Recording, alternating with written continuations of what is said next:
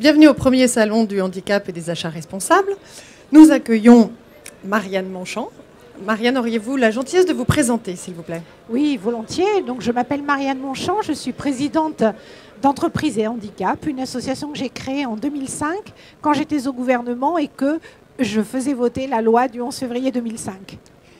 Est-ce que vous pouvez nous présenter brièvement Entreprise et Handicap? Alors, Entreprise et Handicap, c'est entre l'ONG, le think tank. C'est une association qui réunit des dirigeants de grandes entreprises françaises sur une idée saugrenue qui est qu'au fond, la politique d'emploi des personnes handicapées doit être au cœur de la stratégie des firmes et pas à côté de la stratégie des entreprises. Alors, en quoi le handicap peut-il être une source d'opportunité aujourd'hui pour les entreprises plutôt qu'une contrainte? Alors, bon, la contrainte, c'est ce qu'on appelle en France la discrimination positive. L'idée, c'est quand on ne comprend pas très bien un message, la puissance publique arrive et elle dit, écoutez, stop, ça commence à bien faire, vous êtes obligés de le faire, sinon ça va vous coûter très cher. C'est ce que le législateur de 87, puis de 2005 a fait. Mais on se rend compte que la contrainte, elle a ses limites. Et que si on veut, au fond, que ces politiques deviennent vraiment partie intégrante de la stratégie des entreprises, il faut quelque chose d'autre. Il faut ouvrir un peu ces chakras, comme on dit. Et comment cela se passe-t-il? Bien, tout simplement en constatant que l'entreprise d'aujourd'hui, elle est tournée client, qu'elle est ouverte sur un environnement de plus en plus compétitif, que ses métiers changent. Et pour ça, il faut des salariés hors normes. Un salarié hors norme, c'est sans doute un salarié qui est qualifié, mais c'est aussi un salarié qui a un profil nouveau, attentif, ouvert, dont on est capable de manager la différence. Eh bien, cela, c'est toute la richesse de nos compatriotes handicapés dans l'emploi. Alors que ce soit dans l'emploi direct, ça veut dire qu'ils sont dans les entreprises et qu'ils apportent leur talent aux firmes. Ce peut être aussi des salariés du secteur protégé et adapté qui sont des sous-traitants des entreprises et qui, par les produits et les services qu'ils apportent, permettent aux entreprises effectivement d'être encore plus performantes. Alors ce secteur des entreprises protégées, du secteur protégé, a évolué justement dans les services qu'il propose. Est-ce que vous pouvez nous parler de cette évolution vers des services plus innovants? Oui, tout à l'heure j'avais sur la table un catalogue qui s'appelle Wikicat et qui en fait a été édité par une entreprise du secteur protégé de l'UNAPI, c'est-à-dire cette association des amis, des parents, des familles de personnes qui ont des handicaps comment dirais-je, intellectuels. C'est un catalogue d'excellence. Il présente des jeux, des aménagements pour la toute petite enfance, essentiellement en bois, dans des matériaux nobles, avec des couleurs extraordinaires. J'incite vraiment à faire un tour du côté du stand et à aller regarder ce catalogue Wikicat parce qu'on est juste ébahis. L'APF est aujourd'hui à la tête d'une structure qui fabrique l'une des plus belles lampes du design français contemporain, éditée par Petite Friture. On la voit sur tous les magazines de décoration. Franchement, allez la voir, vous aurez envie de l'acheter, mais surtout, vous découvrirez qu'elle a été produite par des personnes en situation de handicap.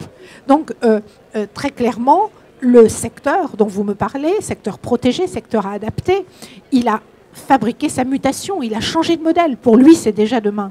Il a compris les enjeux des firmes, il sait qu'il vit dans son temps et il se réforme malgré la crise, malgré les difficultés. C'est un secteur de pointe.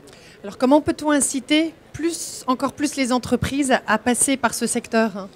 C'est très simple. Il suffit de se rendre sur le salon emploi, achat responsable, handicap et achat responsable de LVMH avec la Société Générale et les Échos. Tout ça parce qu'on y rencontre des associations qui parlent à des acheteurs, qui parlent au secteur protégé et adapté, et que cette société que nous formons, cette société militante que nous formons les uns avec les autres, apprend non seulement à se connaître, mais à s'enrichir et à importer les modèles des uns et des autres. Je crois que c'est un des chemins. Alors, pour être plus sérieuse, il y a d'autres chemins. La responsabilité des acheteurs est très grande. Un acheteur, c'est quelqu'un de très important dans une entreprise. Il est en charge de ce qu'on appelle le marketing amont. C'est lui qui structure ensuite les produits, qui va structurer la stratégie de la firme par ses achats. S'il comprend l'intelligence du secteur protégé et adapté, si non seulement il achète les produits, mais qu'en plus il importe le modèle, il produit des transformations qui sont bénéfiques et qui sont responsables. C'est ça, le progrès économique durable. Est-ce qu'on a des exemples à tirer de l'étranger? Est-ce qu'il y a des grands groupes qui... Écoutez, le modèle français, je crois qu'il faut se le dire, est extrêmement novateur et extrêmement original.